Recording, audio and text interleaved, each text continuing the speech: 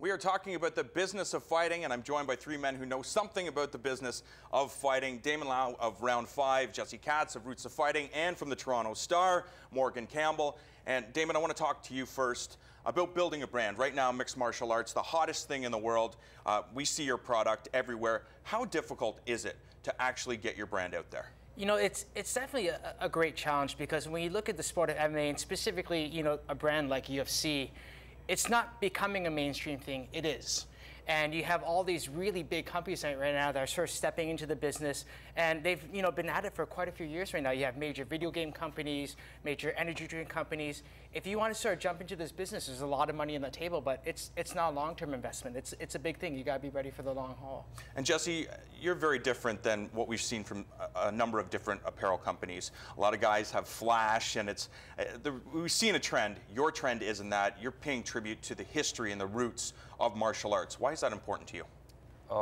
You know, it's a growing, very young business, and everybody seems to be following the same pathways and same imagery, and so we really needed to find a point of difference, and nobody had been treating the history of the sport and where it came from, so we decided to try and create a point of difference and tell the history of where everything began. And Morgan, can people make money right now in mixed martial arts apparel and merchandising? So much of it has to do with, especially in terms of mixed martial arts.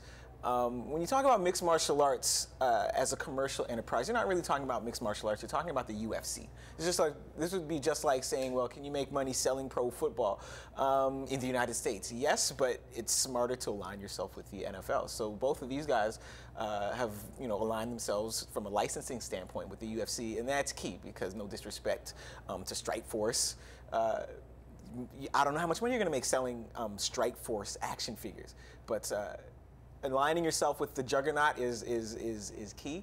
And if you can't find a way to do that, or at least align yourself with the top fighters in that league, it's going to be a struggle.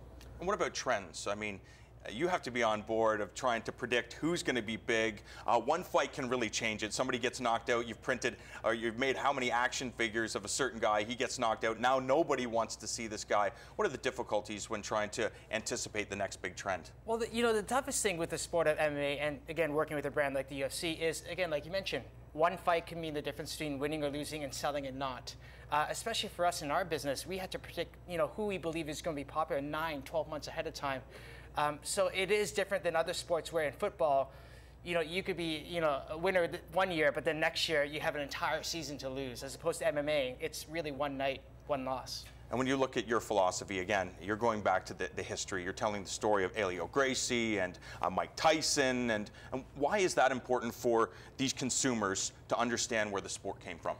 Well, it is such a new sport that you really need to actually get a frame of reference, put it in context, that in particular, trying to bridge the gap between boxing and MMA, is this stuff all came from somewhere. It's not just a new sport. It has a rich history from martial arts around the world, combat sports around the world, where it's become part of the cultural fabric of those nations, and this is just an evolution. So as a young sport, most of these kids don't actually even know the histories themselves, but it's important to educate the fans where this stuff evolved from, so that they can understand that there is a base. It does come from somewhere. It didn't just pop out of nowhere.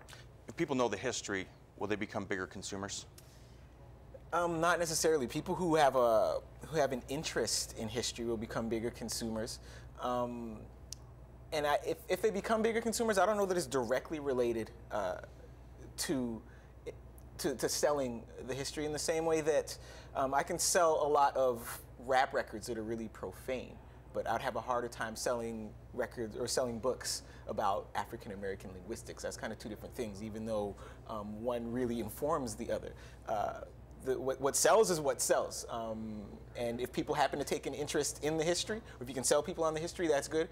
But the history doesn't necessarily lead to the history doesn't necessarily provide like this great gateway into the mainstream. That's kind of two different things. Does sell, and that is the UFC. It is the biggest thing in the world right now, it seems, and we've seen the success.